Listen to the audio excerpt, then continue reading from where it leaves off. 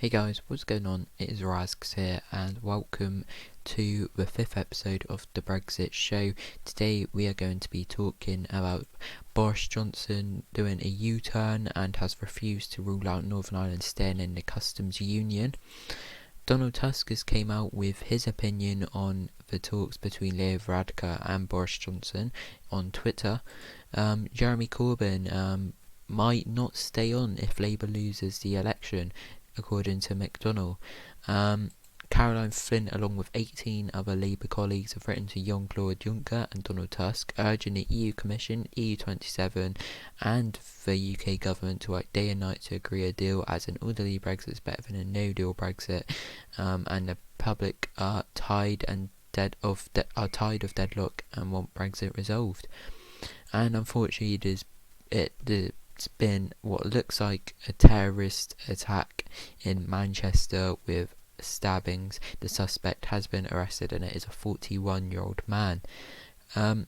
Okay, so we are going to get on with the first bit of news I read out, which is Boris Johnson refuses to rule out Northern Ireland staying in the customs union. Now, this is quite weird, I have to admit. Boris said these are his proposals, take him or leave him. The EU said no, they don't like him, so Boris, you would think, would say fine. If that's the case, then I will walk away without a deal. I'm not, he shouldn't be sat there negotiating. Right. The EU said they are not happy with the deal and it needs changes with Boris's proposals. Boris has said no, this is take it or leave it, but now all of a sudden they're talking, which I think means Boris has done a U-turn and he's going to sell the UK out, as Nigel Farage said. And he needs to be careful. Boris is treading on very thin ice. He thinks that he can win the election without Farage, and the only way he can do that is by delivering on a no-deal Brexit. Whatever he's trying to cook up won't work. He's going to split the vote as long as the Brexit party are a thing. I'm annoyed at this.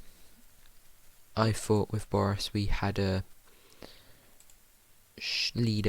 strong leader, but it looks like he's rolling over the same way as Mrs May, and it's sad. He needs to be honest with us now. Is he reheating Theresa May's dreadful treaty, and will he ask for an extension? And we need the truth. If he says no and he means it, then say it, and he says no matter what. But if he is just going to do it in the end, just tell us now. Because the more he plays on this lie, if it is a lie, the more he's going to wind people up when it comes to election day. So he needs to be honest, and we need it now. The DUP have released a statement where this is what they said. The DUP has always indicated that the United Kingdom must leave the European Union as one nation, and in so doing that no barriers to trade are erected within the UK. In December 2017, we insisted that democratic consent was required in circumstances where Northern Ireland would align alongside specific sectors of the EU single market. Paragraph 50 of a joint report between the United Kingdom and the European Union outlined the requirement for such consent.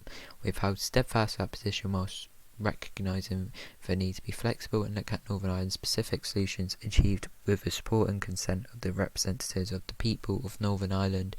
In order to secure a sensible deal for everyone, it is important that the European Union understand that to maximise the prospects of an agreement, there will need to be a clear acceptance that the economic and constitutional integrity of the whole United Kingdom will have to be respected as we leave. Now, apparently the European Union don't want Northern Ireland to be able to opt out of it. In the second paragraph I read out, the DUP leader Arlene Foster said that it you know, they insist that democratic consent is required. So surely they can't back with steel, and the DUP are key, just as they were under Mrs May's government. With the DUP, if the DUP accept it, it's likely the ERG will accept it. Jacob Rees-Mogg, while a member of the cabinet and while not a member of the cabinet, said that he would vote for a deal if the DUP supported it. If the DUP don't support this deal, where does that leave Jacob? I would hope that he would stick by his morals, and if that means resigning as leader of the Commons, then so be it. Because it's got to be no deal for me now.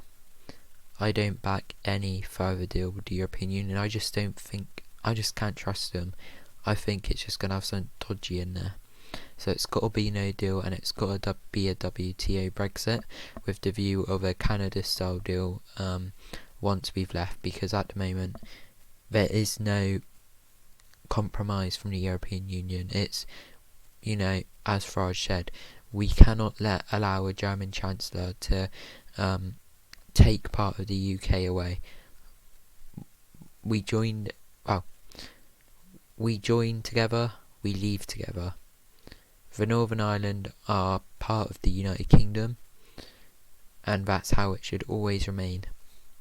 So, Boris, whatever you're doing, stop it.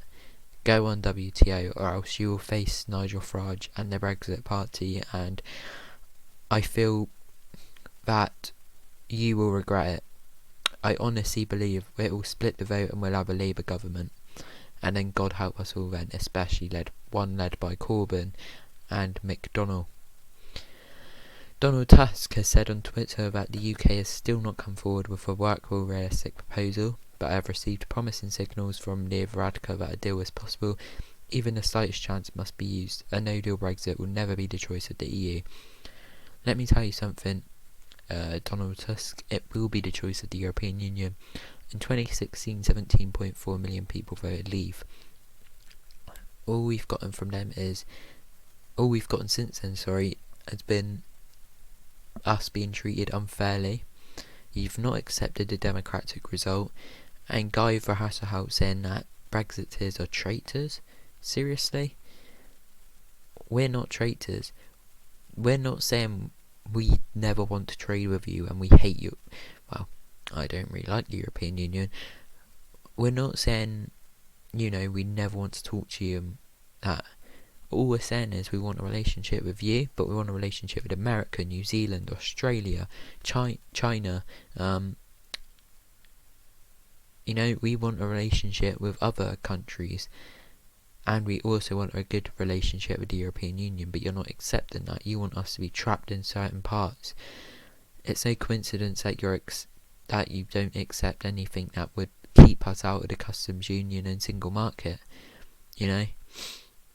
I honestly believe a no deal would be the fault of the European Union due to their reluctance to compromise and accept the result and wishes of Great Britain.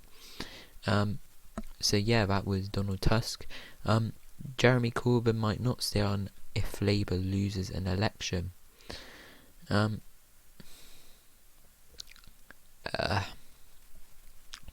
I think he will be stepping down then, if that is the case. But why is McDonald saying this?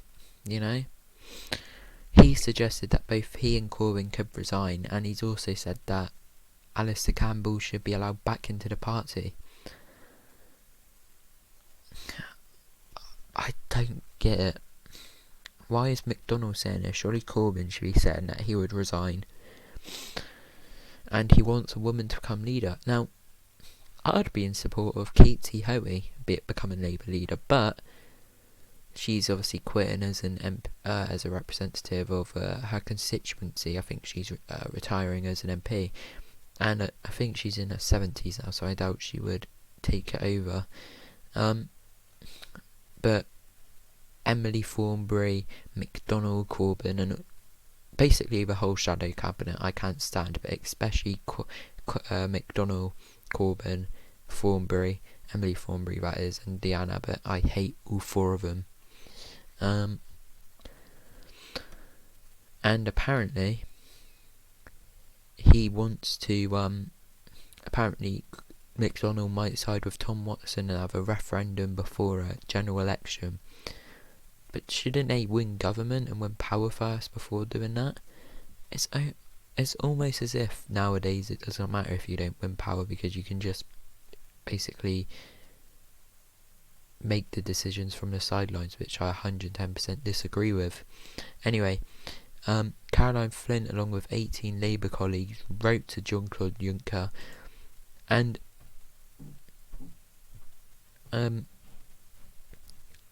what it says is basically they don't want any more delay. They want the referendum result honoured, but they want a deal.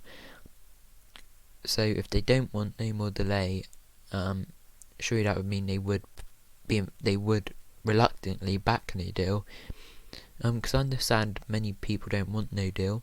I understand that, but they've also got to understand we don't want some stitch up deal. We want a fair deal that represents Brexit. But yeah, thank you to these 18 people and Caroline Flint. There are some democratic people left in the Labour Party. And yeah, Remainers are saying Labour's going to get punished. Leavers are saying Labour's going to get punished. 5 million Leave voters were Labour voters in the 2017 general election. Labour are on course to be smashed for their portrayal of Brexit. Remainers think that Labour's going to get punished because they're not revoking Article 50. Labour will get punished for not enacting the will of the people. And the Lib Dems Remainers think the Lib Dems are going to be the opposition, or even some even believe that the Liberal Democrats will win a majority government. Get off whatever you're taking. Labour and the Lib Dems are going to be smashed. It will be a Conservative government if it's a WTO, or it will be, like I said, maybe a Labour government, but on the basis of the Brexit Party splitting the vote. But even then, they're going to have to get through whatever deal they want through a parliament, which will be having Conservatives and Brexit Party MPs in there, which should hopefully stop any fudge and hopefully force through a no-deal Brexit. I'm more worried about Labour getting in power with a Corbyn government because of what it will mean for our economy. It's dangerous, and for having a terrorist in number 10. And now we're going to be ending today's Brexit show on some sad news. There's been an attack in Manchester where a 41-year-old man has been detained after he put 3 people in hospital with stab wounds, and he has been arrested on suspicion of terrorism. The Manchester shopping mall has been shut, I believe, but no one, thankfully, has died, and I don't think the wounds are fatal to those injured in this attack. I can't confirm for definition if it was a terrorist attack. I can't confirm if it is a terrorist attack who if they're representing the Islamic State or whoever. I have no clue, but all I know is there's been a man arrested on terrorism charges. The investigation to the attack was focusing on whether the suspect was incited by Islamist propaganda and if mental health issues have played a part. He was not known to counter-terrorism authorities, and he's not on the list of 3,000 current subjects of interest run by MI5 or their list of 20,000 former subjects of interest.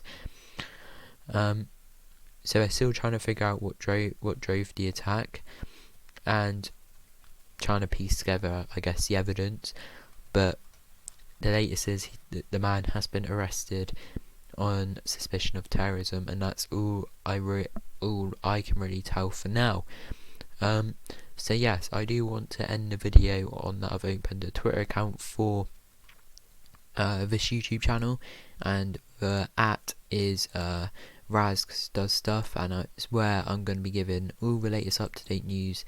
If I'm not, if it's not involved in the Brexit show or before the Brexit show is released. It's going to be where I'm updating you if I can upload a video or not, and it's just going to be general healthy debates on Brexit. So yeah, the @ is @Raz does stuff. That's when you'd be interested in following. I recommend it just in case you're a fan of this show and I can't upload it for whatever reason. I'll update you on that. So thanks so much for watching, guys. If you enjoyed, please leave a like, subscribe and comment, and I will see you in another video very soon. Cheers and goodbye.